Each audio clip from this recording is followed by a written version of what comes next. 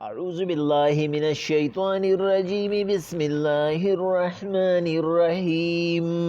ولقد أرسلنا نوحا إلى قومه فتحقيق سر لګلو مونږ نوح عليه السلام قوم خپلتا فلبث فيهم ألف سنة إلا 50 عاما پس هغه پکې تیر کړل زر کالا خو 50 کالنا فأخذهم الطوفان پس گیر کړل قوم لره طوفان وهم ظالمون زکه چې هغوی نافرمانه وو فانجیناه واصحاب السفینة پس نجات ورکو مونږه خلاصي ورکو مونږه نوح علیه السلام ته او کشتو والا مرګري ته وجعلناها او ګرځول قوم د نوح علیه السلام آیاتا للعالمین نخا د پاره د مخلوقاتو و ابراهیم او ابراهیم علیه السلام واقعا یادک اذ قال لقومه اعبدوا الله واتقوه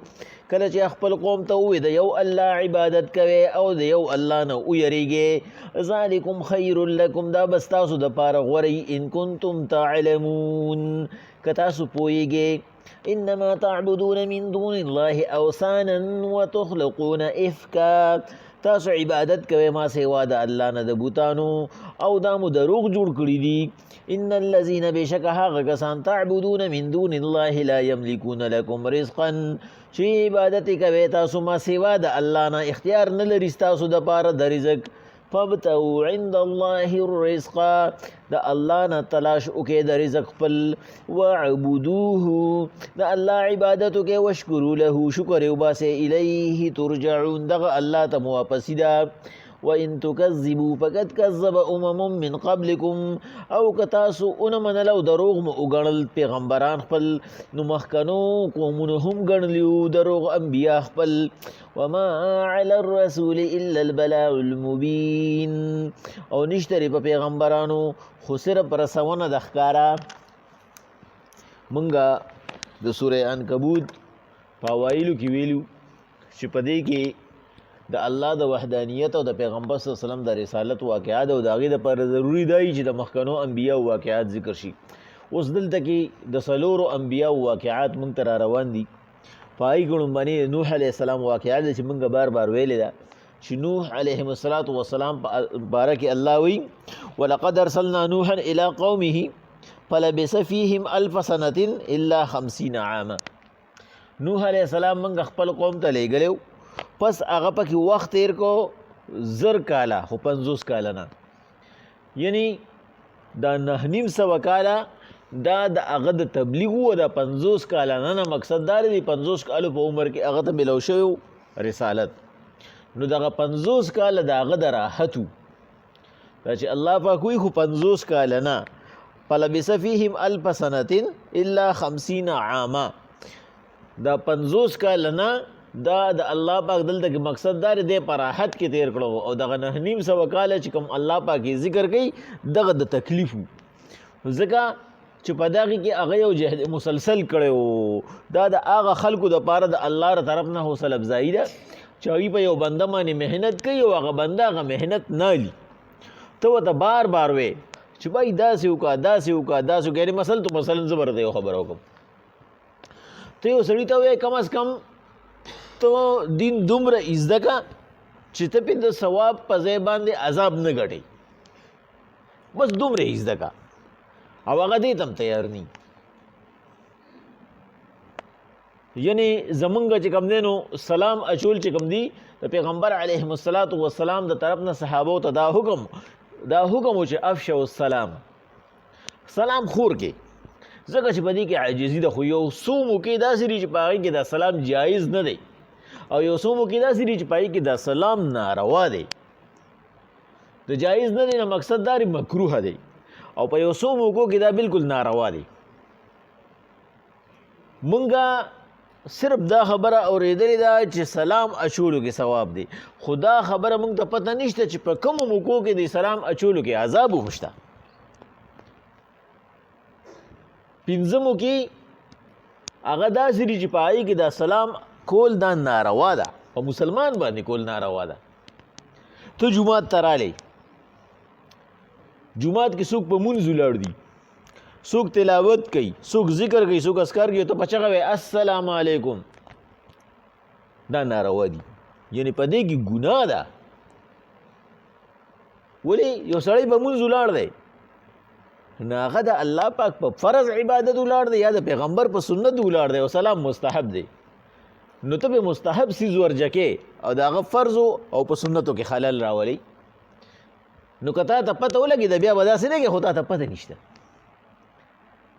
الله پاک چې کوم دی نو دلته کې دا خبره کوي چې پیغمبر علیهم الصلاة والسلام د هغه 9.5 کاله هغه د تکلیفونو او دا 50 کاله الله پاک چې قبضه کړه، خو دا 50 کاله نه د آرام او د راحت چې په دې کې هغه ته دغه تکلیفونه نه ومیلو. او تکلیفونه ولي وو؟ هغه دین خورول غوښتل او چا زده کول نه غوښتل. نو د سلام دا طریقه ده چې ته جومات ته دننه رالي، ته وګوره په صف کې، په جومات کې وګوره، نو چې کوم کس تا ته فارغ ښکاري چېرې دی ناست دی وخت خپل صرف هغه ذکر کوي یا خاموشه ناست دی، نو هغه له چې خوا ته رالي کېناستې، نو هغه ته وایي السلام علیکم. په ټول جومات سلام مه کوه. ته رالې ولته کې خلک یو سړی په چاردام باندې ناست دی او ته ورته وایې السلام علیکم، نه هلته کې هغه مسنونې دعاګانې وي په هغه لاس خپو باندې، او ته پې یو مستحب څیز ورجکې، هغه د سنتو نه وباسي. نو ولې د سنتو نه وباسي؟ هغه په دې باندې ته ګنهګار یې. په چاردام ناست دی باندې سلام مه کوه، هغه له هغه کار ډېر دی چې کم کوي، چې کوم سړی فارغه دی په هغه سلام وکړه. یو سړی لا د سینجا په ځای کې دی او تا هغه ته السلام علیکم، هغه په دې پوزیشن کې نه دی، هغه ځای د ادب نه دی، او ته وایې السلام علیکم، په دا ناروا دی، ته بې ګنهګار شو. 2 کسان ولاړ دي په لاره کې خبره کوي، خپلې خبرې کوي، تا ته اړو د سره خیال نه دی، او ته ورته وایې السلام علیکم، سلام دې پې سپک که، هغه اکثر هغه د اړو د سلام جواب در نه کو، نو هغه دې هم ګنهګار کو، ځان دې هم ګنهګار، هغه باندې سلام مه کوه. یو سړی هغه چې کوم دی نو په واشروم کې دی، هغه یا لامبي یا خپل حاجت له ورغلی دی، او ته بار چې کوم دی نو السلام علیکم د دې دپاره وایې چې یا خو چې کوم دی نو دې تلوارو کی او یا دې مال نمبر راکړي، هغه په دې پوزیشن کې نه دی، نو په واشروم کې په هغه باندې سلام کوي. نو دا 15 ځایه کې دا سلام کول چې کوم دی دا بالکل ناروا دي، او 15 ځایه کې سلام کول دا مکروه دي، ښه نه دي. ګناه پکې نشته خو ښه نه دي، د آدابو نه خلاف دي. د یو سړي په خوله کې نسوار دي، فقها لیکي دی د پیغمبر صلی الله علیه وسلم خلاف کار کوي. د په خوله کې هغه څیز ایښی دی چې هغه وایي کل مسکرن حرام، هر نشاور څیز حرام دی. او دا نشاور په دې چې د هغه چې کوم دی نو هغه چوډومبې جیب ته لاس کوي، د لاول نه د نسوارو په ګیټۍ باندې داسې وایي چېرې کوم ځای کې مې ایښي دي، نو په هغه باندې هغه د کس د ګناه کوي. نو چې د کس د ګناه کوي هغه باندې سلام مه کوه، چې کله د نسوار په خوله کې سیګریټو سره په لاسو کې د پیغمبر صلی الله علیه وسلم وایي هر یو لوګي والی څیز دا حرام دی، لوګي راښکل حرام دي، او هغه سره سیګریټ په لاسو کې دی، ته ورته وایې السلام علیکم، د څه سلامتیا را د هغه لپاره؟ هغه ګناه کوي، دا مکروه دي. یو سړی هغه لډو ته ناست دی، هغه لډو کوي یا تاش کوي یا بل داسې یو فضولیات کوي، ته ورته وایې السلام علیکم. یو سړی هغه د مونځ په وخت کې لګیا د خپل کار کوي، ته مونځ له را روانې، ته هغه ته وایې السلام علیکم، امن سلامتیا کوم ځای باندې عذاب نازل دی، الله خپل کور ته را پرېږدي، او ته ورته وایې السلام علیکم، ولې ورته کې؟ دا مکروه دي. بل یو سړي سره چې کوم دی نو زنانه ناسته ده یا زنانه ورسره روانه ده، ناسته یعنې هغه سره په موټر سایکل ده یا په بل څه باندې ده یا ورسره روانه ده، او ته هغه ته وایې السلام علیکم، السلام علیکم. نو د دې نه خو مقصد هغه د دې نه خو دا مکروه دي. هغه یو مولي صاحب به وي او بیا تبلیغي حضرات چې کوم دي دوی ړومبنۍ دا خبره کوي چې بای ګورې زنانو ته به نه ګورو، د زنانو په طرف به نه ځو، که زنانه م ولیدې نو ګورې استغفر الله به وایې. نو یو پیره روان و، یو ملګري وي چې استغفر الله، بل ورته چې کم ده کوم ځای کې ده، نو ولې داسې کې؟ نو په دې کې هغه سلام کول چې کوم دی په دې موکو کې دا لکه ښه عمل دی خو په دې کې به دې نه ته ځان بچ کې پیغمبر په دې وجه الله پاک وایي الا 50 عامه کې به راته خبره کوله الله وایي دا 50 کاله ولا ذکر کړو او هغه 9.5 کاله ذکر نه کړو ټول عمر ولا ذکر کړو وایي خو 50 کاله نه دا 50 کاله د آرام او د راحت او دا 9.5 کاله د نوح علیه السلام دا د تکلیف چې هغه به داسې خورول غوښتل او هغه نه خورېدو فاخذهم الطوفان پس ګیر کړل هغوی لره طوفان وهم ظالمون ځکه چې په ځان زیاتی کړی فانجیناه واصحاب السفینة پس نجات ورکو موږ نوح علیه السلام ته او کشتۍ والاو ته چې هغه یا یو اتیا کسانو یا اته اتیا کسانو وجعلناها آیة للعالمین او ګرځولو د نوح علیه السلام دغه قوم نښه د عبرت دپاره د مخلوقاتو و ابراهیم بل د ابراهیم علیه السلام واقعه ورته لږه ذکر کا اذ قال لقومه کله چې خپل قوم ته وی اعبدوا الله ای قوم دا یو الله عبادتو کې واتقوه او د یو الله نه ویریږئ دا تاسو چې کوم ذمواران او نازولي راغونډ کړي دي دا ګوري گپ شپ دی اصل اختیار هغه د یو الله دی اصل اختیار اصل کمانډ د یو الله دی نو هغه یو الله چې راته سوی هغه ما ته رالیږلي دي زه چې راته خبره کوم دا ومنې ذالکم خیر لکم دا بس تاسو دپاره غوره یو دا بس تاسو دپاره د فایدې خبرې ان کنتم تعلمون که تاسو پوهیږئ انما تعبدون من دون الله اوثانا تاسو ما سوا د الله نه عبادت کوئ د بوتانو اصل کې چې کوم دی نو دا د اوثان چې کوم دی دا د وسن جمع د وسن ویلی شي د ګناه سیز ته تاسو به ګناه کې اخته یې وتخلقون افکا او د ځان نه مو جوړ کړي دي د ځان نه پیدا کړي دي درو کم ځای کې په ثبوت راغلی دی کم پیغمبر ویلی دي په دې 1,40,000 انبیاو کې کم پیغمبر ویلی دي کم خبره کړې ده دغه 1,40,000 پیغمبرانو چې کم کار کړی دی خو هغه ته نه کې هغوی روټۍ ته چې ناست دي لاسې ورته وینځلي دي روټۍ نه چې پاسېدلي دي لاسې ورته وینځلي دي هغه ورته تا پرېښي دي یعنی په یو لاس وینځلو باندې او په د 1,40,000 انبیاو سنت ژوندي شو د روټۍ نه مخکې چې روټۍ نه پسې بیا ووینځي بیا دې ژوندي کړو څومره ثوابونه دی وګټل څومره اسان کار دی موږ ته پته شته پته یې نشته ځکه چې موږ ته ښکاره فایده نشته موږ ته پته خو د دې چې به نوی تخم راغی او د دې نوی تخم به دا به دومره فصل کوي هغه اډو اکثر په هغه کال باندې ګنجان شي خو موږ ورته په امید کې چې کوم دی نو دومره زیاته خرچه وکړو چې بیا په یو دوه کې اریان یو ولې موږ مخامخ هغه فایدې ته هغې ته ګورو او دلته موږ فایدې ته نه ګورو ځکه چې فایده زموږ د سترګو نه فنا ده لکه علامه ابن الجوزي چې کوم دی نو دا یو ډېر لوی ولی الله تیر شوی دی او په خپل کتاب کې لیکي و یو پیرا په دې بلخ کې چې اوس غالبا چې کوم دی نو ازبکستان کې دی مخکې ټول د افغانستان علاقه وه په دې کې وی قحط راغی نو کله چې قحط راشي بیا خلک ته هغه علاقو ته ځي چې کوم کیسه میلاویږي وی یو زنانه ته نه روانه شوه چې هغې سره 3 ماشومانې وي د هغې بلخ کې څه د لرې لرې رشته دار وخو کوم رشته دار هغه چې ته ورته ښې په پوزیشن کې نو خو ستا هر څوک رشته دار دی اب به تا سره رشته جوړوي خو چې ته کمزورې شي بیا که ته رشته جوړول غواړې به سره رشته کټ کوي بیا هغه خپل روره خور چې کوم دی نو بل ورځ یو استاد خبره کوله ډېره مزېداره خبره یې کوله یو وړه غونته کې وي یو ځای کې قحط راغلی اوړه نه میلاوېده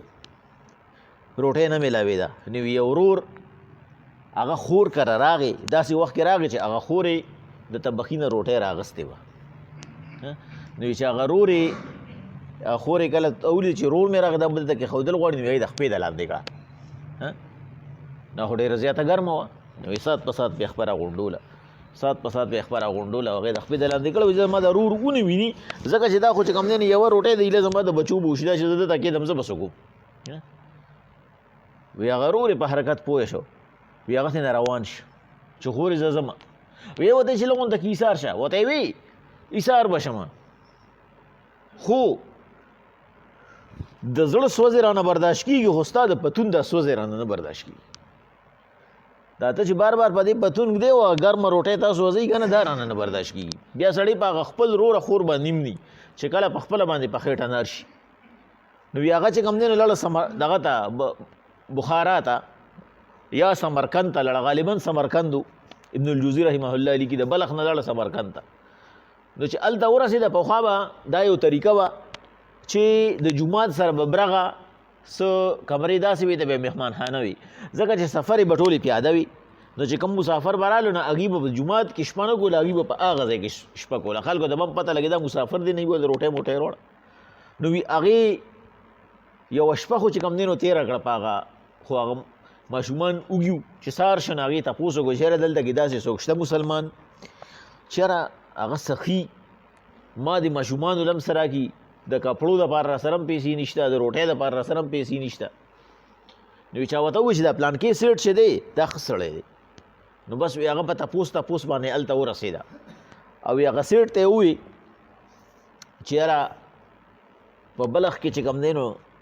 ستا ته پته را قحط دی، د هلته نه راغلی م هېڅوک مې نشته، دلته خو به یې څوک پېژني نه، 3 ماشومان مې دي یتیمانان دي، یو ځایمه نه د کپړې انتظام شته چې دې زره سړځی نه بچ کړمه او نه د روټۍ انتظام شته. نو هغه ورته وی چې زه څنګه ومنمه چې ته د دې ځای نه یي، ته غریب یې، ته یې څوک و؟ ورته یې وی چې زه صحیح دی یم، د پیغمبر صلی الله علیه وسلم سره مې تعلق دی او د فاطمې بیبي په خاندان کې یم. هغه ورته وی چې دې سره ستا سره یې څه ثبوت دی؟ تا خو ټول خلک وایي تا سره د دې څه ثبوت دی؟ نو بس وی د هغې په سترګو کې اوښکې راغې، سترګې لږې ښکاره کړی، اوښکې ترې راوچې کړې. ورته وی چې د دې ما سره هېڅ قسم ثبوت نشته. بس وی روانه شوه دی. وی ماښامې شپې ابن الجوزي رحمه الله وی ماښام شپې نو وی یو بل کلي ته ور واوړېده، هلته کې چا نه تپوس وکړو چې یاره دغه شانتې چې کوم دی نو زه ډېره زیاته غریب هم یم، مسافر هم یم، دا ماشومان دي را سره، دلته کې داسې څوک شته چې ماله د شپې دپاره ځای راکړي. نو هغوی ورته یو یهودي وښو چې دا پلانکي یهودي چې دی دا لاسه ډېر ښه سړی دی. بس وی هغه لړه په تپوس هلته ورسېده، د ماسخوتن ټیم و، وی لا بانګ یې نه وویلې، هغه ته یې ور وټاکه واره ووتو. هغه ترې نه فوراً تپوس وکړو چې خور څوک یې؟ وی ورته وی چې یاره مسافر یم، دا 3 ماشومان دي را سره، د دې پلار نشته، نو یتیمانان دي، وږي یم، کپړې را سره هم کمې دي د دې دپاره چې دې سړځی نه یې بچ کړمه، او زه د پیغمبر علیهم الصلاة والسلام د نسب سره تعلق ساتم. هغه فوراً کمره کوله وکړه، وی ښځې ته یې واس کړه چاله راشه هله دا کمره ووینځه، دا صفا کړه، دا زمونږ د ناستې پاسې را او دا مسلمانه ده او د پیغمبر صلی الله علیه وسلم د خاندان سره تعلق ساتي، دا کمره صفا کړه ووینځه. او دې له ښکلې د مېلمنو هغه دغه بستره راواله، د ماشومانو راواله، ښکلې صادرې راواله، او دما دغه چې کوم دي د برتن دا لرې کړه، دې نه دي کې مونږ خوراک کړ دی، مونږ خو غیر مسلمه یو، دې له به زه بازار نه وی راوړم. وی لړ د بازار نه یې نوی ډینر سیټ راوړو، هغوی باندې روټۍ ښه ښکلې وخوړله، نوې کمبلې هر څه وله ورکړه. ورته یې وی چې دا مخامخ زما کمره ده، ته چې تا ته د څه شي ضرورت وي زه دې رور یم، او دلته کې چې کوم دی نو زما کور بس هغه کور والا مې ستا خور ده، هغې ته وایه که تا ته هر څه تکلیف وي، خو صرف یو درخواست مې خپل نیکه ته ورسوه، پیغمبر علیهم الصلاة والسلام ته یو لاس اوچت کا چې یاره په ما رحم وکړي، الله ته سوال وکړي چې الله په ما رحم وکړي، الله پاک زما دا سعی قبوله کړي. او سم بس اته لړه دا سم لاسته. ابن الجوزی رحمه الله وی دا چې کوم سیټ ته نو دی خوب ویني، په خوب کې دا ویني چې یاره قیامت دی او خلک چې کوم دی نو حساب کتاب کېږي او څوک جنت ته ځي څوک دوزخ ته ځي. دا خو مسلمان دی، مسلمانانو په قطار کې ولاړ دی، پیغمبر صلی الله علیه وسلم چې کوم دی نو هغه د جنت د ګیټ سره ولاړ دی، او هر یو کس ته پروانه میلاویږي، سرټیفیکیټ ورته میلاویږي د مسلمانۍ، او بس هغه ځي. ده چې شاته وکتو نو ویده پسې شاته هغه یهودي ولاړ دی. نو خو چې دی ورنږدې شو نو هغه فرشته راله، نو یهودي ترې رامخکې کړو، دې ترې وروسته شو. نو یهودي جنت ته لړ، هغه ته سرټیفیکیټ میلاو شو، لړ. نو خو چې دی ورسېدو نو هغې پیغمبر صلی الله علیه وسلم ورته وی چې دی رامنې کړي، وی هغې رامنې کړه، د لاس یې ونیسه، ورته وی ما لی راولې، ورته وی ته څوک یې؟ او ورته وی حضور زه ستا امتي یم. پیغمبر صلی الله علیه وسلم ورته وی تا سره څه ثبوت دی؟ خاموشه شو. ورته وی زما د نوسونه زما د ټبر نه ثبوت غواړې، په خپله ثبوت نه لري؟ او بس سترګې وغړېدې، بس وی رامنډې کړې او راغی ابن الجوزي رحمه الله وی راغی سیده راغی او هغه یهودي ته ور وټاکاو، مولا بانک کې راورسېد، هغه ته چا راووتو، ورته وی هغه مېلمانه تا سره دي؟ ورته وی وی زما نه یو په 11 باندې والا چې څومره خرچه دې پې کړې ده مال خپل مېلمانه راکړه. او ورته وی ستا ناوختلی دی، تا چې څه په خوب کې لیدلي دي هغه ما په ویښه لیدلي دي، او تا به چې د پیر فقیر او د مولا په لاس باندې ایمان راوړي او ما د پیغمبر صلی الله علیه وسلم په لاس ایمان راوړی. نو بعضې وخت کې چې کوم دی نو د الله پاکو بنده باندې چې رحم راشي نو داسې راشي، خو په څه باندې راشي خبره مې درته په څه کوله، په سنتو مې کوله چې د پیغمبر علیهم الصلاة والسلام سره مینه، د پیغمبر علیهم الصلاة والسلام سنت ازده کول او د پیغمبر علیهم الصلاة والسلام په هغه سنتو باندې عمل کول، خو د هغې د هغه منی او د هغې د حکم موافق هغه الله پاک هغه درجې ته رسول کوي. الله پاک وی ابراهیم علیه السلام وتدک وی ذالک خیر لکم، دا چې زره ته ثواب چې د یو الله عبادت وکړئ، د یو الله نه ویریږئ، زما خبره ومنئ، ذالکم خیر لکم، دا به ستاسو دپاره غوره وي. ان الذین تعبدون من دون الله، هغه څوک چې عبادت یې کوئ تاسو ما سوا د الله نه، لا یملکون لکم رزقا، هغوی خو مالکان نه دي چې تاسو له رزق درکړي، هغوی خو ستاسو خېټه هم نشي مړولی. فابتغوا عند الله الرزق، الله سره رزق تلاش کړئ، کوم ذات چې هغه په تاسو باندې احسانات دي د هغه حکم ومنئ، رزق بندوبست دله هغه کړی دی، تاسو د رزق دپاره دا هر څه کوئ، واعبدوه، د هغه الله عبادت وکړئ، واشکرو له، او د دکه الله شکر وباسئ د هغه په هغه رحم باندې، الیه ترجعون، هغه ته واپسي ده. نو حضور و ان تکذبو دا الفاظ پکې د حدیث دغه ځای کې د ابراهیم علیه السلام خبره وه، دا د الله د طرف نه خبره ده پکې، دا آیاتونه د الله د طرف نه، آیاتونه خو ټول دي خو دغه مخکنی خطاب د ابراهیم علیه السلام و. اوس الله وی پیغمبر صلی الله علیه وسلم که د مکې دا خلک و ان تکذبو که چېرې دي ته دروغ وګڼلی، دي دا خبره ونه منله، فقط کذب امم من قبلکم، داسې ناشنا خبره نه ده، دا د پیغمبر صلی الله علیه وسلم تسلي ده، دا ناشنا خبره نه ده، مخکنو امتونه هم داسې کړي وو. وما علی الرسول الا البلاغ المبین، او زمونږ په پیغمبر باندې نور ذمہواري نشته، صرف بلنه ده، صرف رسونه ده، توفیق ورکول نه ورکول هغه زما کار دی، نو حساب کتاب هم زما کار دی. بسم الله الرحمن الرحیم.